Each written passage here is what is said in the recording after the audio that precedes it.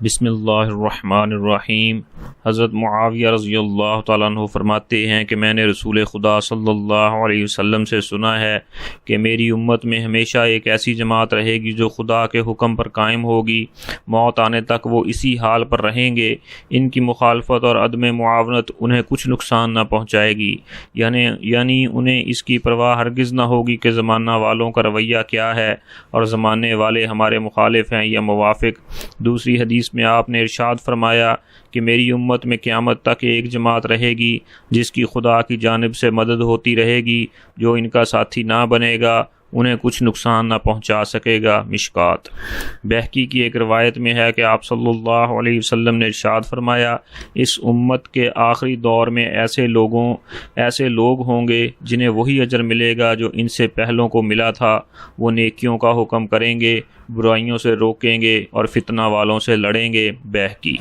حضرت ابراہیم بن عبد الرحمن رضی اللہ تعالیٰ عنہ فرماتے ہیں کہ رسول خدا صلی اللہ علیہ وسلم نے فرمایا کہ ہر آنے والے دور میں اس علم کے جاننے والے ہوں گے جو غلو بڑھا چڑھا کر بیان کرنے والوں کی تحریفوں سے اور باطل والوں کی دروغ بیانیوں سے اور جاہلوں کی تعویلوں سے اس کو پاک کرتے رہیں گے۔ بہقی۔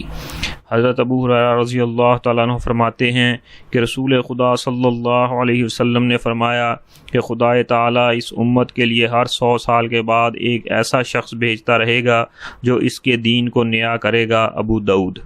خدا کا یہ وعدہ دوسرے وعدوں کی طرح پورا ہوتا رہا ہے اور ہمیشہ ہوتا رہے گا۔ اگر حق گو اور ثابت قدم جماعت قرون اولا سے آج تک باقی نہ رہتی تو اہل فتن، معتزلہ، بدعتی، نبوت کے دعوے دار، اصلاح عالم کے مدعی، حدیث کے منکر، قرآن کی نئی تفسیریں گھڑنے والے دین کو بدل کر رکھ دیتے۔ حضرات صوفیہ، فقہا، محدثین ہمیشہ رہے ہیں اور رہیں گے۔ اللہ رب العزت مجھے، آپ کو اور پوری امت مسلمہ کو حضور نبی کریم خاتم النبیین صلی اللہ علیہ وسلم کے طریقوں کے مطابق اللہ رب العزت کے حکموں کو پورا کرنے کی توفیق نصیب فرمائیں۔ آمین۔